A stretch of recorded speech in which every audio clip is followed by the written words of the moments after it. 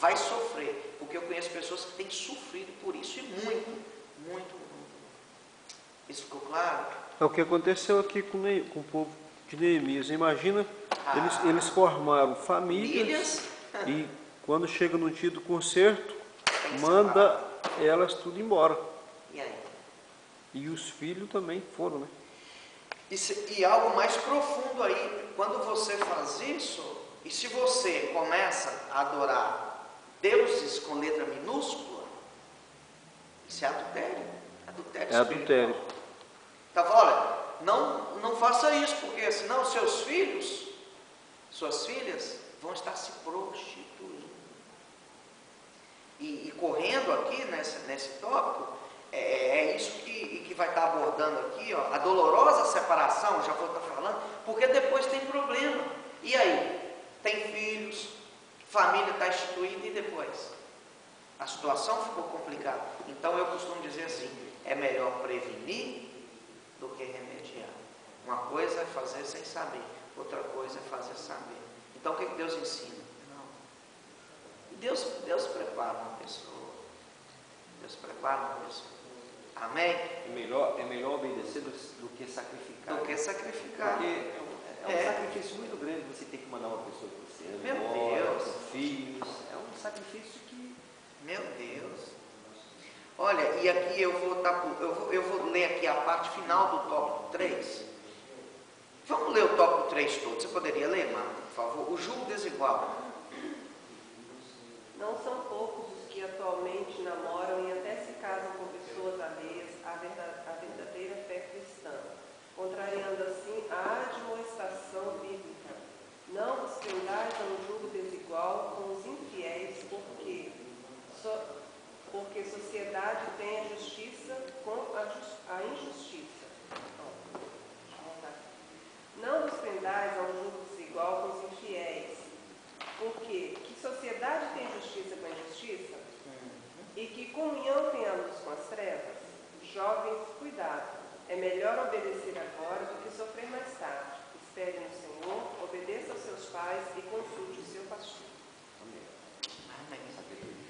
Sabe qual que é o problema hoje? O que a sociedade o que a sociedade ensina? A sociedade tem uma linha secular de pensamento. O sistema tem uma forma totalmente de pensar, de mim e de você. A sociedade em si, ela tem as leis, os estatutos. As pessoas têm a forma de pensar, baseado no intelectual. Agora nós não, a nossa postura é outra. Nós temos um estatuto, nós temos um GPS que é nosso, que é a palavra de Deus.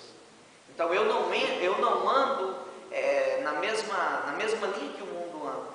Se nós formos observar para a postura do mundo hoje, tudo vai contrário o que Deus quer que nós façamos. A Constituição do mundo é diferente da nossa Constituição. Diferente da nossa Constituição. Entendeu? E a Constituição do mundo, eles mudam. Se quiserem, se reúnem, muda. Agora isso aqui não, a palavra de Deus não. Ela é imutável. Ela é imutável. Eu me lembro, eu ouvi algo na minha vida que eu nunca me esqueci. Uma professora, uma vez, ela disse assim, surgiu um assunto na aula, eu não lembro, não sei se nós estávamos estudando, parece que uma aula de geografia ou ciências, eu não lembro bem. E surgiu um assunto um pouco polêmico, que é a questão do perdão. Eu não sei por que surgiu esse assunto. Existem coisas que nós ouvimos e marcam a nossa vida. E essa pessoa disse assim, não, peraí. Porque alguém disse assim, não, o mal a gente tem que pagar com o bem. E aí ela falou, não, peraí. E uma pessoa de uma grande formação, ela falou assim, não, o mal não se paga com o bem. Porque se eu pagar o bem, se eu pagar o mal com o bem, eu não vou ter com o que pagar o bem.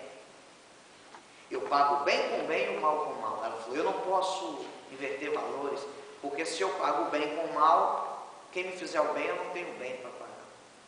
Aí isso é só para nós termos noção da postura do mundo. O mundo hoje, irmãos, olha, o mundo hoje é um mundo adúltero. espiritualmente falando.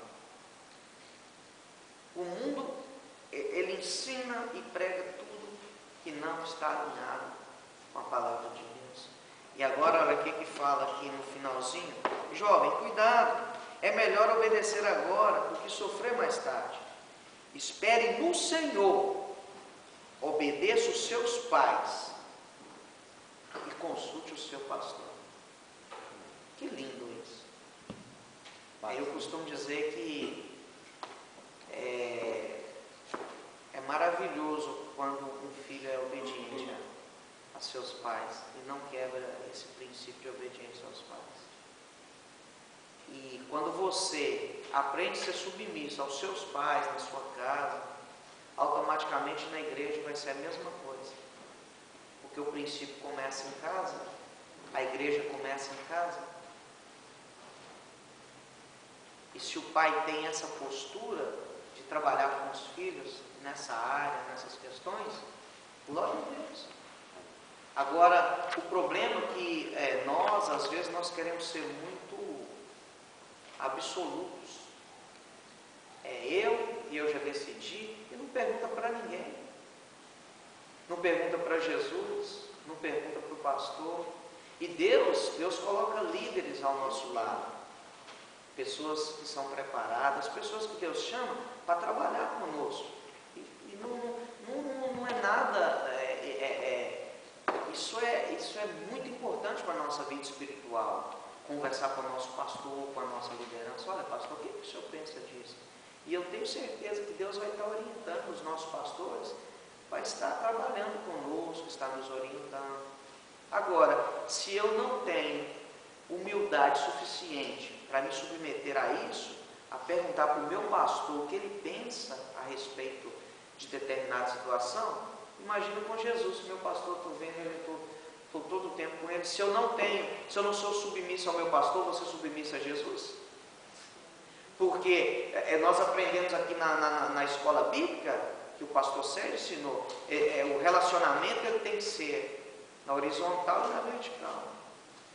E eu costumo dizer que José mostrou a sua fidelidade para com Deus, começando dentro do seu lar, dentro da sua casa. Ele mostrava a submissão dele a Deus, ele mostrava o seu relacionamento com Deus na vertical, mas começava na horizontal. Ele era obediente ao seu pai. E se eu não tenho um bom relacionamento na horizontal, vai ficar difícil para ter.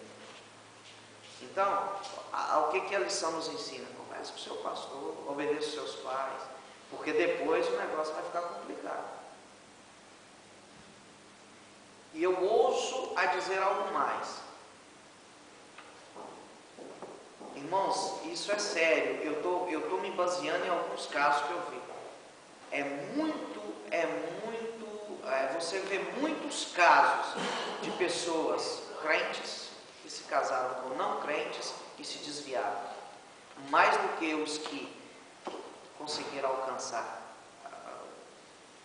a pessoa com quem se casou. Então eu já vi muitos casos assim. E nós vemos pessoas sofrendo por isso. Os irmãos entendem isso? Ficou claro? Amém. Nós falamos, o cuidado com o templo do Senhor. Se alguém pudesse ler. O templo. Os israelitas amavam o santo templo, pois era o lugar em que adoravam o Senhor. Por causa disso, comprometeram-se a ofertar